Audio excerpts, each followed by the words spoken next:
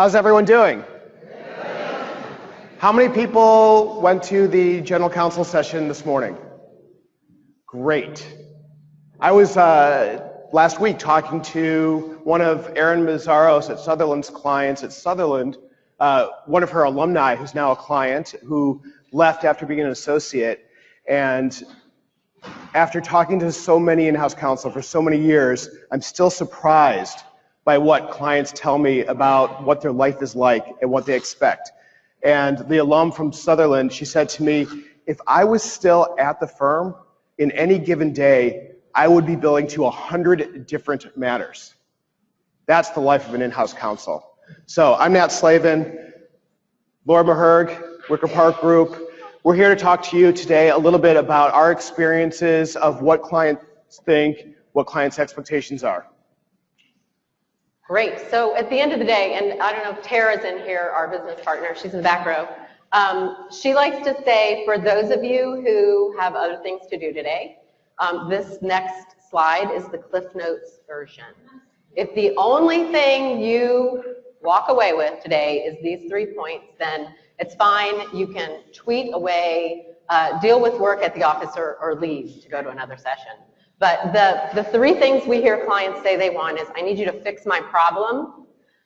While you're fixing my problems, I want you to make my life easier, and not good enough, you've got to be pleasant to work with. I want to work with you more because you're somebody that I enjoy talking to. And you think about this technology that's in front of all of us right at this very minute.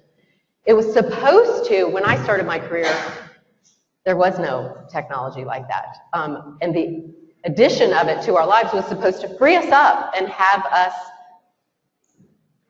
be away from work more often. What has it done? Does anybody think that technology has made them work less and be able to have more free time to spend doing your hobbies and with your loved ones and friends? No, the reality is it's made us all work more. So when you're spending time in conversation, in dialogue, in text and emails, and in communication with your clients, you want it to be people that you like, because that's where we're spending most of our time. So unfortunate byproduct of what's going on. We decided that we, despite Laura's kind of semi-aversion to technology, would try the polling aspect. So if everybody has their iPhone, iPad, or Android device and can log in to the LMA app, how many people have the app loaded on their phone? Great. So after we talk about our common themes, what we hear from the clients, what they want, their real world experiences, we're going to give you a couple of case studies towards the end to talk with your neighbor sitting next to you to help solve a problem that your client might be facing, that your firm might be facing based on what a client's need is. And then we're going to give you some best practices at the end. But I'm going to try, I'm an Apple person, have been for 30 years. I'm going to touch a Windows machine right here. Go into your device, log on to this session, and at the bottom right-hand corner of your screen, you will see a little icon. I believe it's a thought bubble on an iPhone and maybe a thumbs up. We need you to type in what you think your client's most pressing concerns are this year. And as you type those in, at the bottom hit submit, and we'll see what. Look, all these people went to the GC panel. They were listening. This year, we decided that after 8 years of talking to a couple thousand in-house counsel, business executives, business owners, Fortune 500 CEOs, that we would start going back and looking at our data, all of the surveys that we've, all of the interviews we've done, and try and answer the same question. We'll share some of our findings for you in just a minute. So I'm going to close this. Everybody good? Everybody done? Is there anything that somebody that doesn't have the polling app open, anything we're missing here? Just shout it out. Budget, cost, price, value. Data, very important topic. We're hearing more and more desire from in-house counsel and the executives that they report to and work with that they need more data. Less is a super important theme. Less time, less resources. less money. I like that predictability, and I think the panel talked about that. Sometimes it's really more important for them to know what to expect rather than to even have the lower cost. Okay, well, thanks for participating. We're going to have one more of these in just a second. So look, you guys are so smart. That's exactly some of the same theme. That's exactly some of the themes that we hear most often. Value, cost, transparency. Just tackling the first one, value. This is a really squishy topic. Sometimes when we ask clients, what do they value from outside counsel? The kind of thing that doesn't show up on a bill. We hear things like CLE. We hear things like alerts, industry updates, keeping us informed of what some of their other clients are doing that we should know about so they can do their job better, make their life easier. I asked one in-house counsel relatively recently, though, a really important question. I wasn't sure if I could pull it off. He's the chief compliance officer of one of the top global banks. And I said, I feel like there's something that you want to talk about that maybe we haven't touched on. So let me try asking this. At the end of the day, when you think about success with all of your peers internally at the company, well, what's your bonus based on? And I actually could tell that that was something that had come up thematically earlier on. He said, I'm so glad you've asked.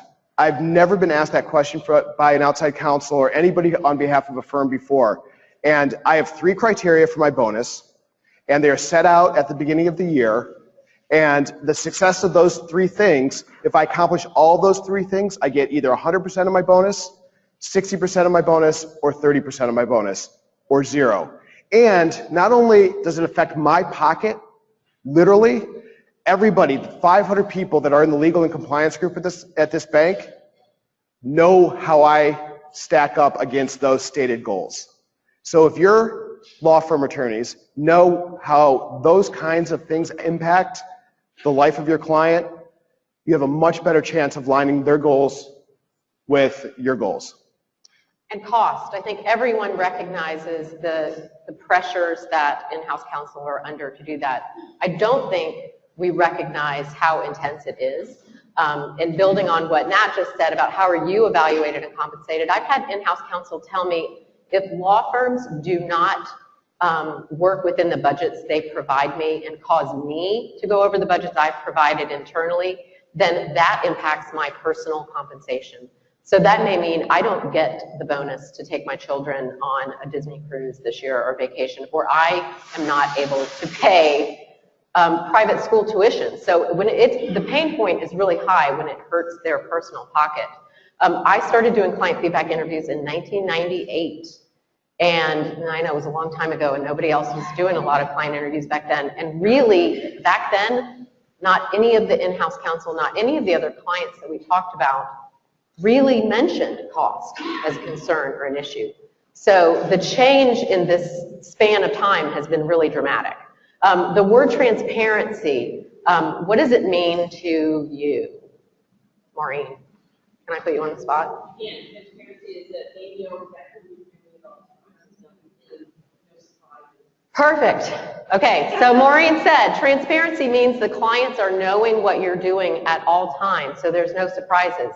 Back in 1998 and prior to that, and really probably even up until the early 2000s, there were a lot of clients that were perfectly satisfied to hand off a matter to a law firm, to a partner they trusted, and send them back behind the curtain, like the Wizard of Oz, and have all the little magic happen out of sight. And they didn't really know how their matter was being staffed. Today, clients want to not just know, many of them want to actively participate. I interviewed an in-house counsel with a very large energy company, and he said, when it comes to litigation, what outside counsel don't realize is I'm often the one driving the matter.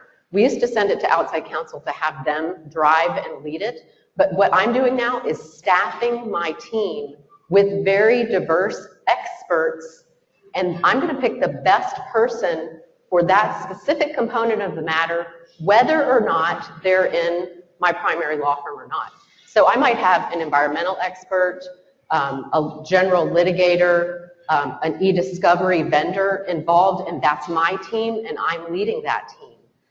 So the whole notion of project management, which I know there was a great pre-con session on that, is taking that a little bit step further. Clients want to understand who's working on their matters, why you've chosen to staff it a certain way. And one of my favorite client interviews, or it wasn't even an interview, it was a panel I did for another conference.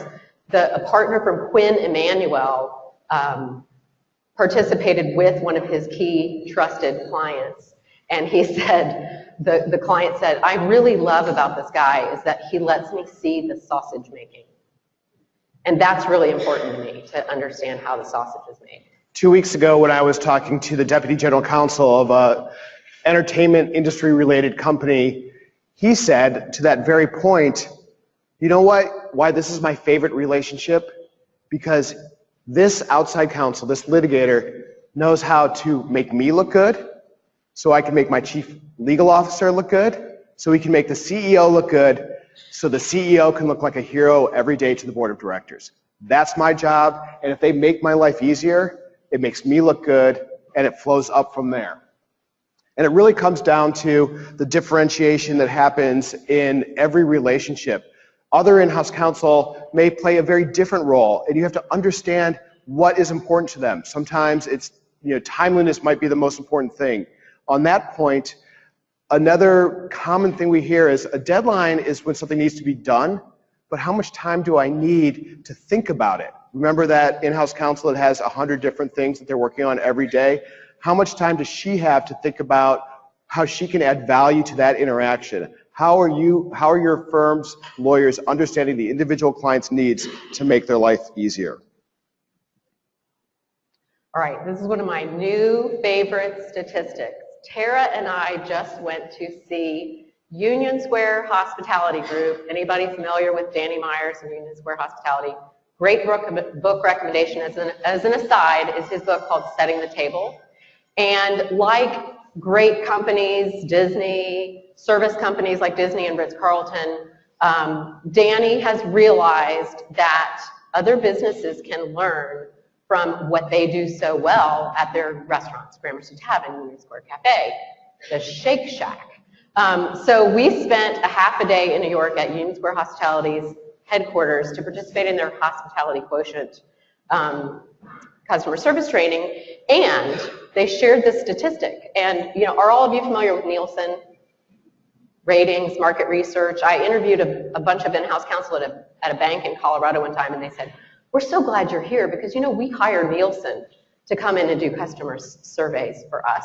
So great information, but they said 92% of customers worldwide trust recommendations over all other forms of advertising in 2014. Let me say that again because Dan Pink said it was very important to repeat things. 92% of consumers worldwide trust recommendations over all other forms of advertising. In 2007, that was 74%, so a pretty dramatic increase. Think about your law firm, and Jeffrey, I'm going to put you on the spot, sorry.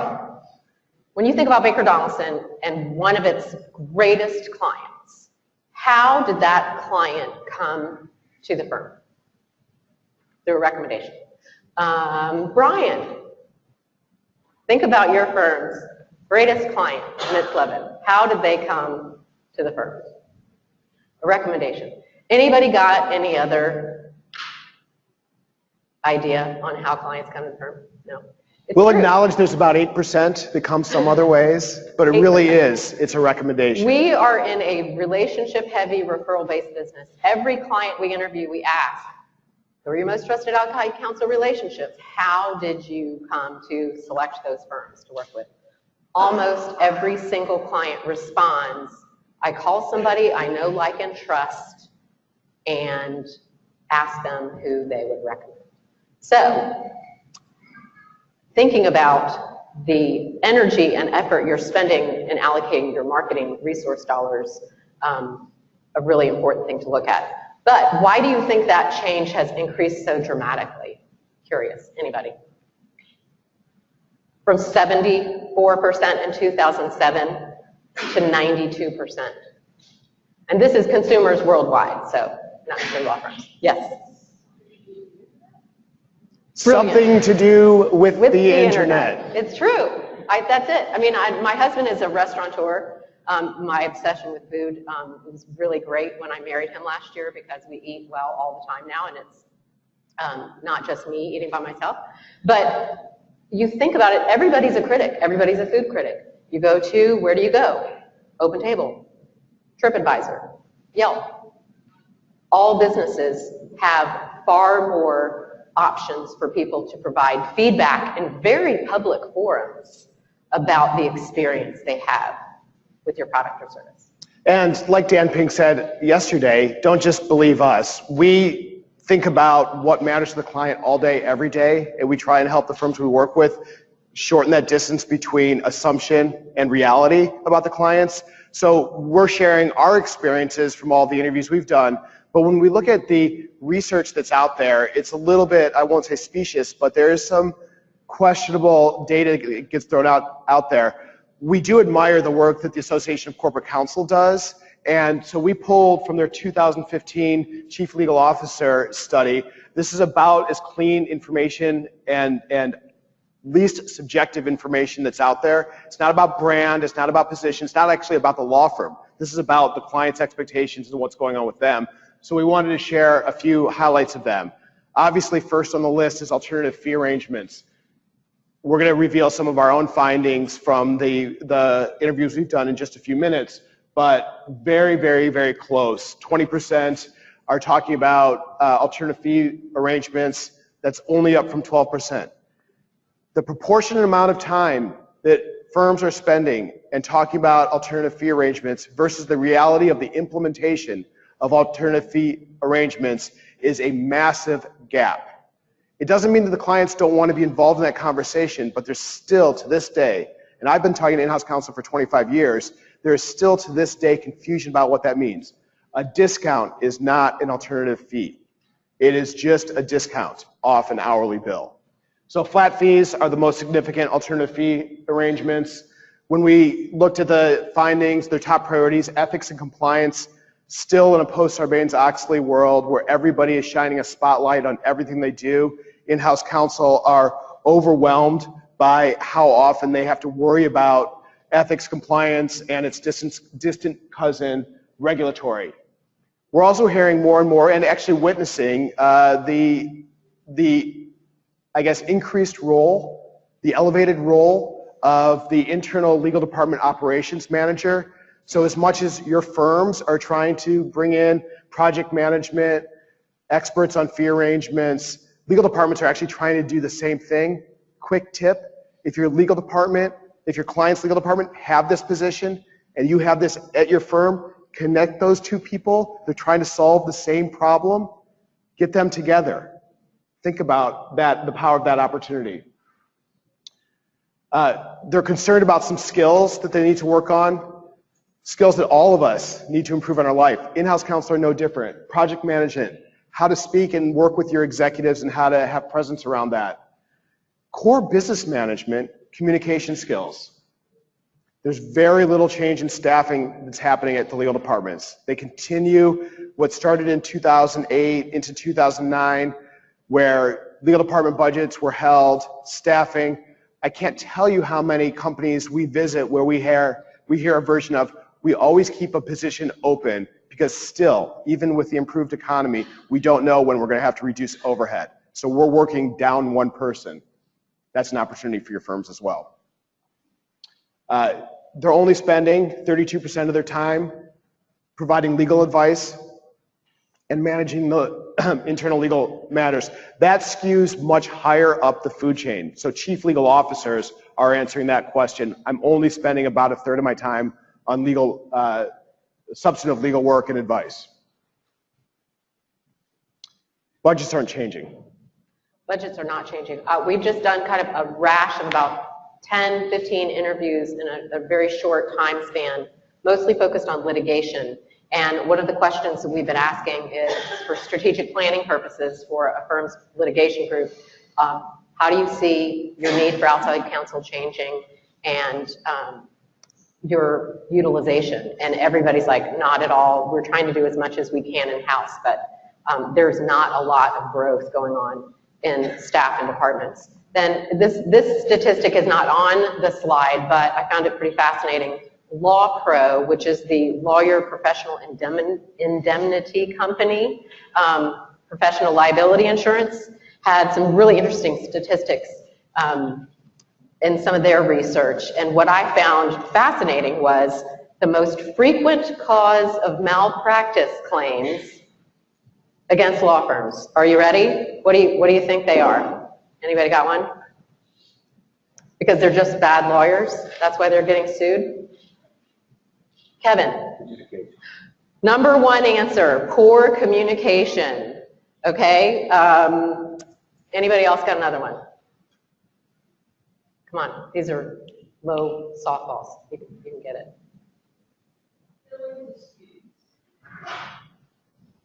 No, billing disputes is not on there, but a time management. We didn't meet the deadline. How easy is that? You know, it's pretty crazy. The bar can be really low in a lot of these final interviews. And my personal favorite, and I think it ties to communication too, is failing to understand what's really going on with the situation or failing to dig deeper. So the client calls and needs something handled, and the law firm doesn't really sit down and talk to them about what's going on. So they're failing to dig deeper. So a third of all are poor communication, though. So 70% of claims, repeating again just for you because it's not in the notes, are related to poor communication, bad time management, and failing to understand what's really going on or to dig deeper in the situation. And it's lawpro.com. You can find the research. On that slide previously, there was some discussion about the legal department staff development, and 17% of the chief legal officers that were surveyed in ACC survey said staff development, the professional development of their own department and team, is one of their top 3 priorities for 2015. And that was a significant increase and something that we've been hearing a lot lately. And actually just a few weeks ago interviewed one of those operations managers or legal department administrative professionals. And she said that this was also a concern for them. But they're looking at expanding the depth of the expertise in their law department, because when you think about the average legal budget is about 70% going to outside counsel. So 70% of the overall legal budget is going to outside counsel. When they need to cut dollars, where are they going to go? The biggest bucket, which is what they're spending with outside counsel. So more and more clients want to bring work in-house and want to cultivate very specific expertise and experts, and then they want to go out to outside counsel for expertise as well. But they want these teams who can do more work internally because it's just more cost efficient. So I loved these. Executive presence. We're all, as Daniel said yesterday, you know, we're all selling something. And that's an in-house position as well. And a lot of the alumni interviews that we do, we ask people, you know, what do you wish you'd known when you were in private practice now that you're a client? What is the kind of driving force behind why you left private practice to go be in-house counsel? And they said, because of the dramatic pressures to develop business in law firms. They don't want to sell. But they do recognize I have to sell my ideas internally. I have to sell my recommendations internally. So it's important that executive presence, what kind of an impression are their team members making within their company?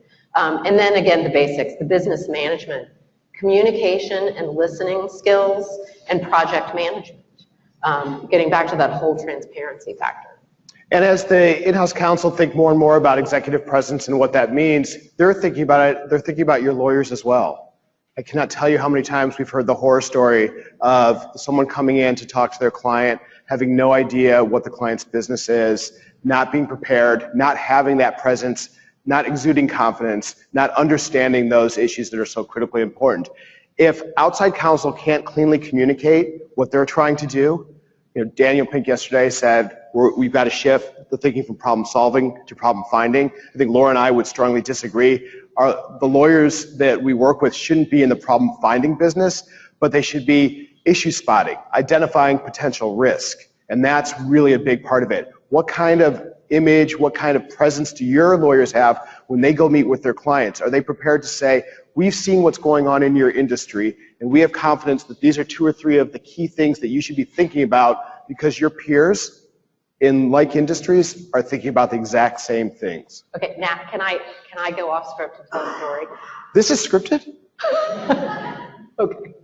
All right, so I am in a law firm in Texas, meeting with the partners whose clients I'm going to interview to get up to speed on the relationship. And there are some lawyers in other offices whose clients were on the list and were going to participate. And everybody was delightful, you know, suits, handsome, charming, nice dresses. Everything was great in the Texas office. And then they video conference this guy in, and this is all about executive presence. So this is a true story. You can't make this stuff up. They bring this guy in, video conference in a conference room in their New York office, litigator, really impressive resume. He's wearing jeans, a polo kind of shirt that's not tucked in. He sits back in the big conference chair on the corner of the table, kicks his feet up on the desk, and he's barefoot. The chief marketing officer was in the room with me when this was going on, and the look on his face was utter and complete horror. And not to mention, the guy was a complete and total jerk. Profanity, you know, talk about drink, you know, what do you mean the relationship? We just go out and party. I mean, it was a horrifying experience. And I sat there and thought, okay, wait a minute. He's not really thinking, because I sit down and talk to in-house counsel at least 3 days a week. They ask us our opinions of law firms and recommendations too. Does he think I'm ever going to suggest him to be a prospect for a client? So, absurd example, but it struck me. We talked a little bit, I mentioned a couple of times, repetition, that we've been analyzing all the interviews we've done. We don't have statistical data in the sense where we're asking yes and no questions when we do an interview. It's a conversation. You know, every individual client has a different set of needs, and every one of those interviews, every one of those conversations takes a different tone. The outcome, though, however, is very consistent, and that's where we started today with some of the common themes. So we literally looked back through the last 800 interviews we've done from 2011 to 2014 and identified 15 or 16 the most common topics discussed, some of the things we're talking about today. And I'm about to show you a teaser to our results. But we looked at things like value, communication, being proactive. These are prompted and unprompted mentions of these very important criteria, the kind of thing that doesn't necessarily easily translate into numbers. So in those critical performance areas, the most important nugget from the period of 2011 to 2014 on these common themes, this is the relative importance of each of these topics to those 800 people that we interviewed from 2011 to 2014. So, what strikes you looking at this bar chart? Value. Look at the increase. It's almost doubled. So from just over 40% to 76% in a span of 3 years. That is one of the most critical performance areas that clients are looking for. And does somebody have an example of demonstrating good value as it relates to a fee outcome? Kevin, you sat on the front row. Sorry, you got picked on. That's okay. Well, I can think of a partner. I'm not sure it's increase the value of the fee, but I know that. Or the value to the client, the outcome. There's a partner who was always looked upon with great reverence by his other partners, who, with his main client, every month would visit the client with the firm's pre-bills for matters for that client. And the two of them together went through the bills. And the client got to watch the partner eliminate certain lines. Oh, you shouldn't have to pay for this, you shouldn't have to pay for that. And it truly became legendary and a reference that that client would share with his peers in the industry. And there were a number of new clients that came simply because of the added service that this partner provided. I'll quickly summarize for those of you that didn't hear what Kevin just said. Before the bill goes out, go talk to before the relationship partner is going to send a bill, particularly when it's that big bill, the unexpected bill, the surprising bill, the bill that was either going to be vastly different in a good way or bad way. Spend time talking to the client. Some clients will do a version of that, which is write a cover memo. If you write a cover memo on the bill that says, we projected fees to be $180,000 for this period, they came in at $210,000, we've already taken $40,000 off the bill because we understand that there were certain things that we explored and a couple of paths that you were not expecting us to go down. We understand your pain. We're trying to add some value back to you. Just with that simple moment, the client doesn't have to figure out how to have that conversation internally and whether or not to approve the bill or then take fees off. You can be involved in that conversation. Other areas that saw increases and emphasis areas, communication, which I think was reflected in the stats from the ACC survey as well, that communication skills are really the centerpiece of all this. Being proactive, and as Nat said earlier, it's really about spotting the problems before they occur. I mean, every client we talk to wishes their outside counsel had a crystal ball to be able to tell them, what do you need to be doing to prepare for the next thing that may occur. So being proactive in the way you approach, not sitting back and waiting to just be asked to solve a problem, but to help them uncover potential problems before they arise. You can only do that by having a lot of dialogue and discussion about what their business is and what they're trying to achieve. I found it really fascinating that the topics of managing expectations and really client service decreased a little bit. It was not that significant. I have a thought about why that is so, and it's really because those things are expected, baseline. You are expected to manage my expectations. You are expected to provide excellent service because heaven knows every law firm in the country and in this room says somewhere on their website, we deliver extraordinary client service. Kim has a question. Yeah. I just want to go back to value. Can y'all give examples of questions that y'all ask clients in terms of getting them to define value? Yes. You never lead with that. You start talking about the relationship and you have to peel back. This is a dynamic interaction of how to draw someone out. So you start in a conversation when you're talking to a client, tell me about what's going on in your world. Get them thinking about things because you can't just lead with that. But then you quickly can say, well, I know you work with other firms, for example. In those other relationships, are there things those firms do that you really admire that maybe we can learn from?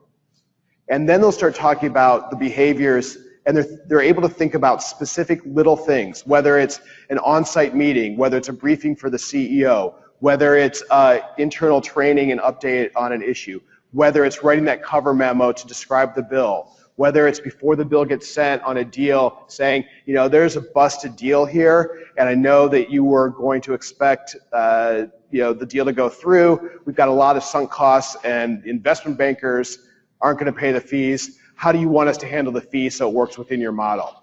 So it's really, I think the key starting point there is ask them to compare your relationship with the other relationships. Because it's hard to be in the middle of that relationship and say, well, I can't really figure out in the moment what I value from our relationship. And does that help, Kim? And two more questions I'd add to that is in the discussion of fees. Are we providing value for the fees, and how do you define value? Is one, a double-header question. And then the second one is a question Tara actually shared with me. We were both in-house and comparing notes on our client feedback interview programs in our law firms. And that is, how can we add value to this relationship in ways that don't show up on the bill or that are beyond the legal work that you ask us to provide for you? And it's amazing how different those responses are. But clients are measuring value in terms of efficiency in relation to fees. So I don't care if I'm call in the guy who's the expert on this specific topic. He can give me an answer when I call right there on the telephone for 15 minutes. I don't care if his rate's $1,000. If I call another law firm and the guy's rate is $600 per hour and he can't answer the question and has to go look up something and do the research, you know, they're operating in the moment. So value, again, is defined differently by everyone. And I guess the third point that we would make on this topic is that it's part of this is making their life easier. I can't tell you how often a client will say, I would love for them to do CLE, and they ask me all the time, but I don't know what they're good at CLE. So you could actually come in and say that CLE topic. Every one of your clients wants you to say, we just did a CLE program that was well received. We've got it in the can. Would you like to do us because we know it's an important topic to you? They don't want you to ask the open question, can we do a CLE for you? They want to have 3 choices. Which one of these resonates? You can take that same theory and apply it to value. Here are 4 things that we are doing with other firms that they really value. Are any of these of interest to you? Or how could we or should we tweak that to align your goals with our capabilities? Does that help? Anything we're missing on the topic of value that you're experiencing in your own law firms? Yes. Oh, hold on. Let's get a mic. We're going to try and do the mic. I work at Ballard Spahr and I interview the firm's clients. That is my job there. Congratulations. It is a great job. You have the best job in the world. And the most information. And you know the truth about every relationship. That is true. I also keep a lot of secrets. You have the trust. What I have found sometimes is that the client cannot necessarily define what is of value to them. And so I think there is great opportunity there for the people in this room and for the lawyers to try to define the value for the client to become more enmeshed in the relationship. And I have tried the suggesting things like you just talked about. And I've gotten mixed results on that because sometimes the client is just not focused. They know that they want value, but they just can't articulate it. I have used that as an opportunity to talk to the lawyers about what else they can offer the client so that we drive the conversation about what is valuable, and it's the things that we're doing well, and we can go back to the client, and I think it further enhances our opportunities there.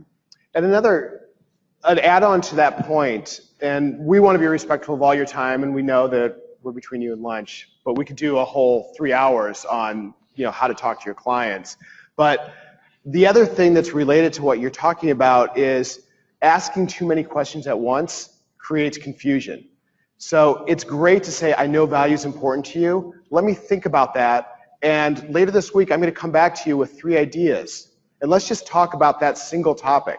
Have one agenda item in that conversation. And clients love that. It's short, it's focused, it's about a need they've identified, and you're being proactive in the response and demonstrating a thoughtfulness that you heard what they said.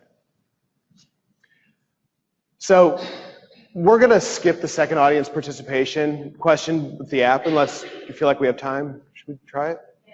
Okay. Was it a yes, we have time? Do it. Okay. Let's do it. So we want to hear from you. Open your apps, and we want to hear from you about how your firms are talking to your clients. Okay, and then because we can't drill down into all the nuances of all these different methodologies, we want to just do a simple exercise of the low-tech variety on the leadership visits. So leadership visits, how many of your firms do leadership visits? Raise them high. Okay, and is that a managing partner doing those visits? Keep your hands up. Is that you participating in those leadership visits? A lot of hands are going down. On those leadership visits that the managing partners are doing, are they taking really great notes? Yes? Awesome. And anybody out there have law firm managing partners who are doing, and I cannot remember who said this to me, but it's stuck and it's made me laugh every time. Drive-by client feedback visits.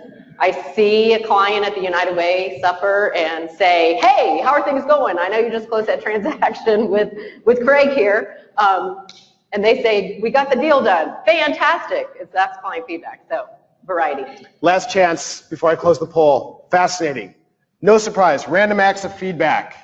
I would say that even with the relationship partner visits and the leadership visits, a lot of those are thank you visits, a lot of those are just checking in visits, a lot of those are business development visits and looking for ways to expand the relationship, not true feedback. True feedback is asking about their needs and responding to it. Thanks for sharing. So, every firm is different. Every firm is individual. Anybody that's heard us ever talk before, there's the best quote ever from an in-house counsel, Laura Stein from Clorox. One size fits one.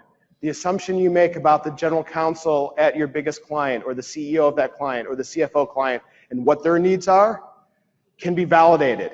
That same thing that they prioritize is not the same priority for the deputy general counsel or the assistant general counsel or the paralegal who actually is billing 2,000 hours on work to that client or working on matters that you're billing and spending 2,000 hours of lawyer time working with that internal paralegal of the client. So one size fits one, no, every individual client need. And that also applies to the way your firm approaches client feedback. Your firm may be only comfortable having somebody from within the firm, managing partner, marketing professional, client service director, client service partner, go do the visits. Others may say, you know, we think it's better to just offload it entirely and to send a third party. Others find it more successful to do a combination of the above. So, you know, there's not, again, a one-size-fits-all strategy that works for how you incorporate feedback into your firm. And the most important, anytime any of your lawyers go to visit their client and they say they're asking for feedback, there's an implication that you're trying to create a conversation. It's a feedback loop. It's, you said this, I'm going to do the following. Thank you for sharing your needs. Here's how we're going to react to them. We've been doing this together for 8 or 9 years now, and I think 8 years, I believe. 2007. And one of the first experiences we ever had working together to do client feedback was at a very large company that had 50 different subsidiaries, and each of those subsidiaries was hiring the same firm to do different aspects of work. Of course, they wanted a consolidated bill.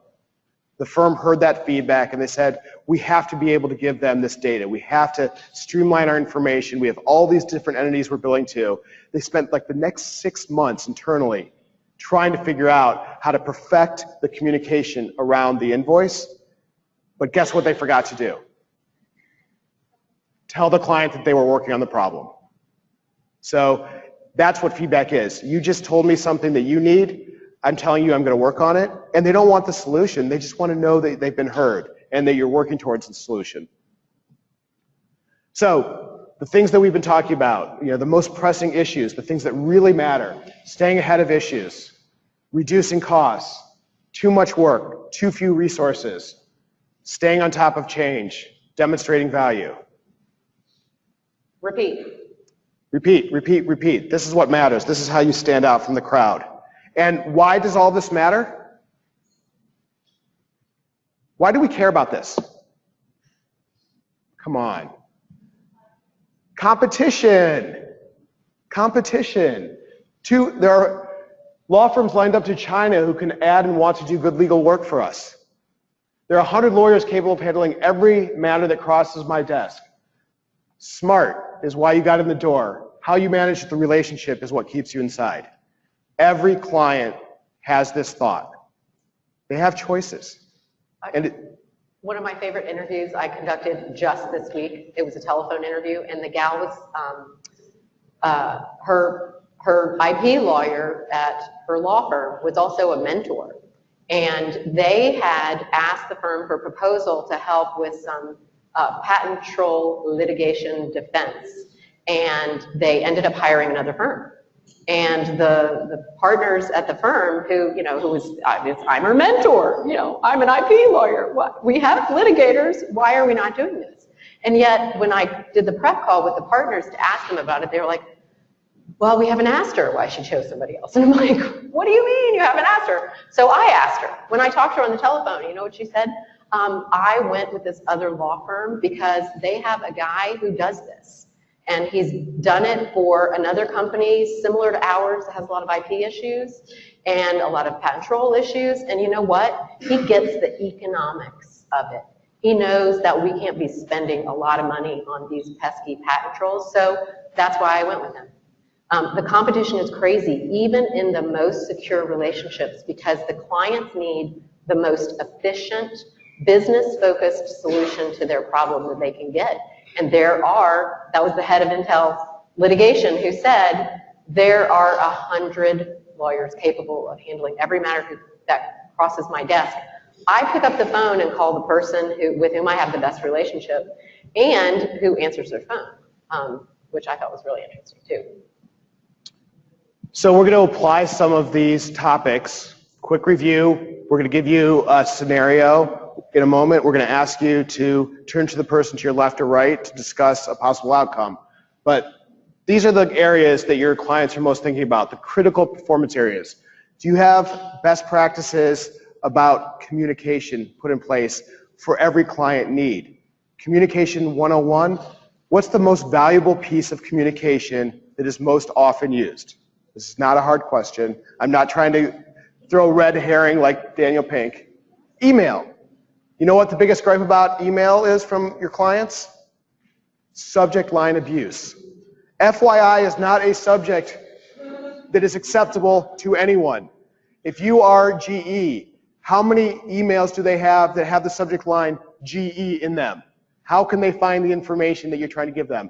If it's a litigation or a matter, litigation, matter, action required. Use that subject line. They value it. I literally got an email from a partner at a law firm last week that it was an attachment, a PDF attachment from his secretary saying, please see the attached communication from our managing partner. And I said, well, I see it as an attachment. I'm about done with it. You know, think about that. Complacency.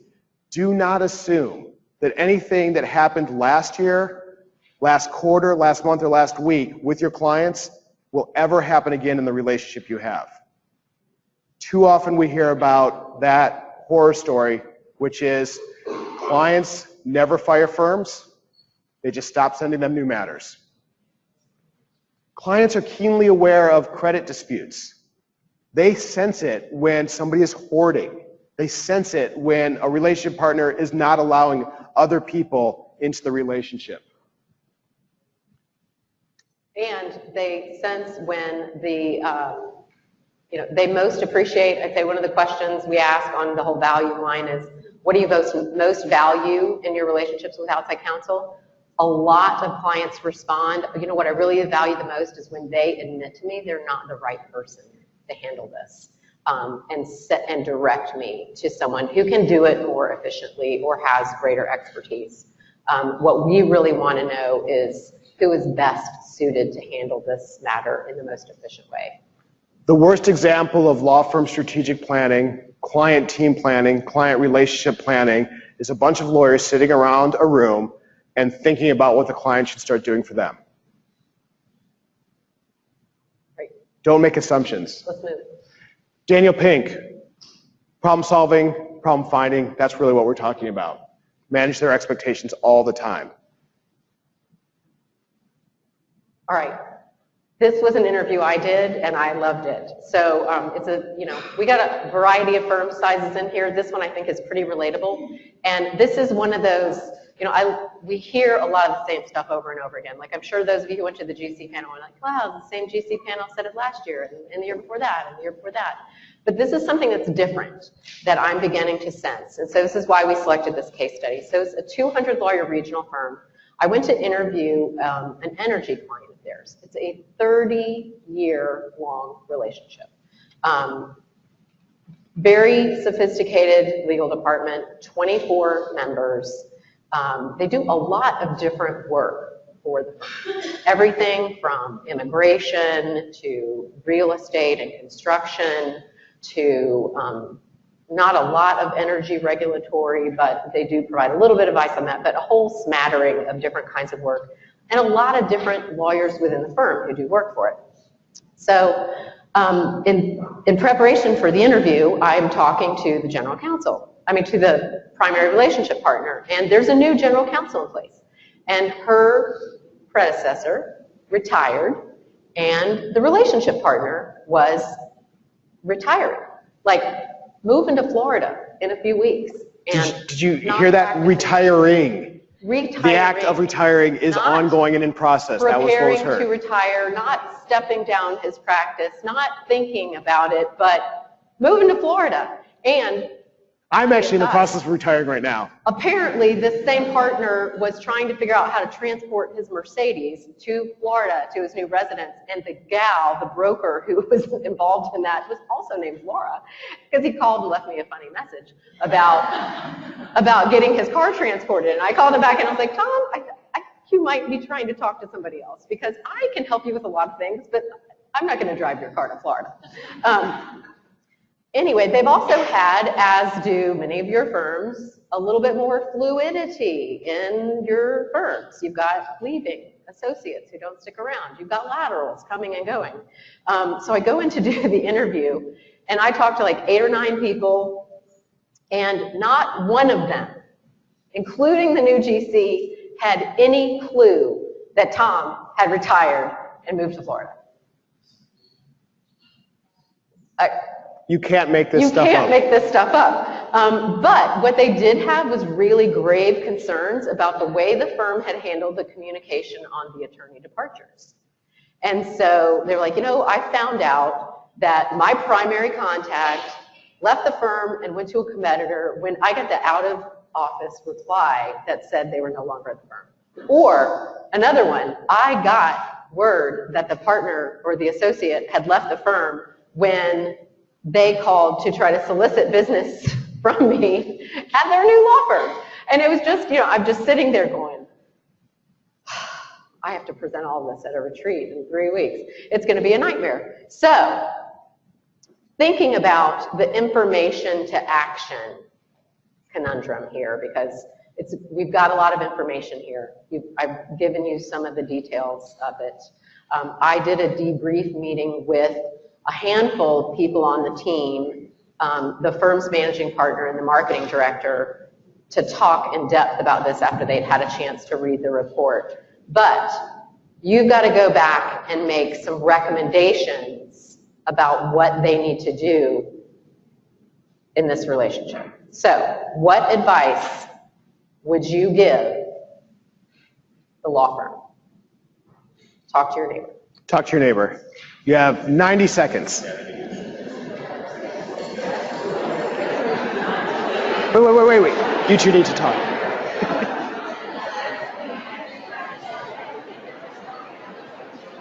So let's skip the next one. It's 10 after.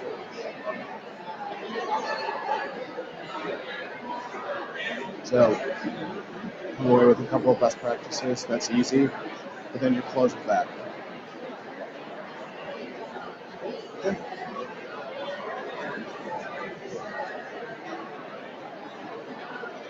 I don't understand.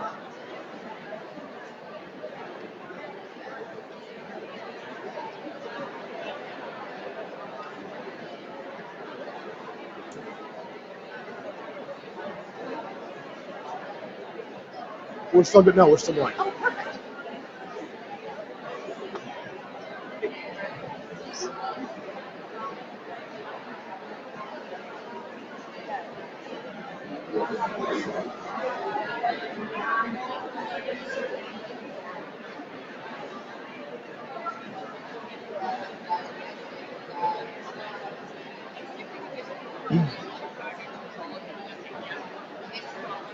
All right. Timer's done. How we doing? In real life, you get a lot more time to figure out the solutions to this problem, But in real time, there's a lot less people thinking about the solution to the same problem. Do we have a volunteer? Who's got an idea?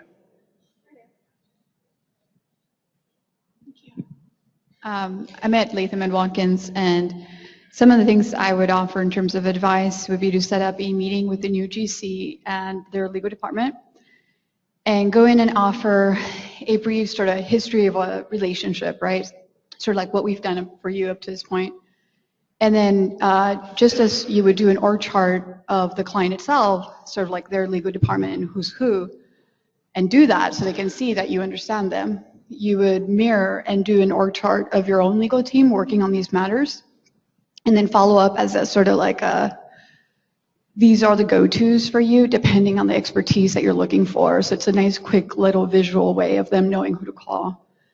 And then do a brief of ongoing matters to the GC. I think that'll be the most important for them and get them up to speed on anything you're working on for them. And then underlie that with a timeline of those matters and sort of like this is where we're at, both in milestones as well as billings. Great ideas. That's super from the thinker perspective too, and a lot of our targets are, but who's got a feeler hat on? Down here? Oh. I think there's got to be some damage control here in a big way, because a 30-year relationship and you didn't know the GC was leaving, I mean, that's not an overnight decision. So I would elevate this, and it's not good enough just with a new relationship partner. I think you've got to get a managing partner or a team in place, and all of that would very valuable, and of course you've got to bring all that with you. But this, you're in repair mode here, and what a perfect opportunity. We were discussing that the new GC, who may have a very strong relationship with another law firm, that he or she may have also a 30-year relationship. What a great excuse to boot these guys out and bring her relationship with her. So that was the number one recommendation we made and came to agreement with the client team and the managing partner. We did it is, managing partner, you have got to get yourself to this client. You have got to eat crow, as we say in the South, and apologize for the poor communication. And you've got to build some bridges with this new GC. Maureen? Oh, hold on.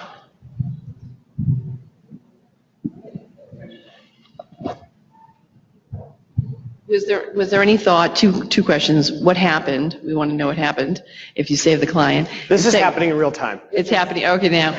My other question is, was there any thought to having the relationship partner who's going to Florida and worried about his Mercedes, write some sort of letter? Stop on his way down?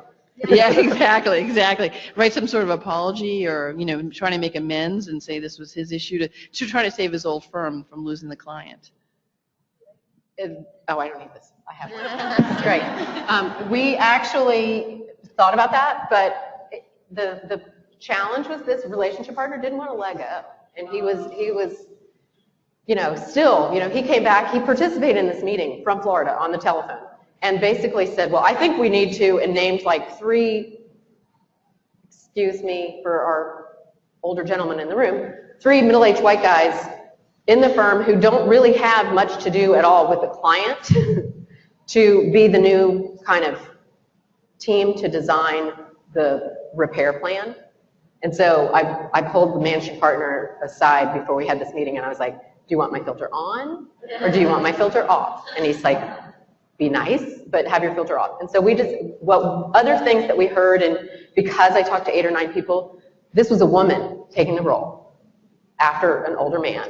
She's not young, but not nearing retirement. And there was a lot of people on the team who were young and a couple others who were nearing retirement. So they needed to see the next generation.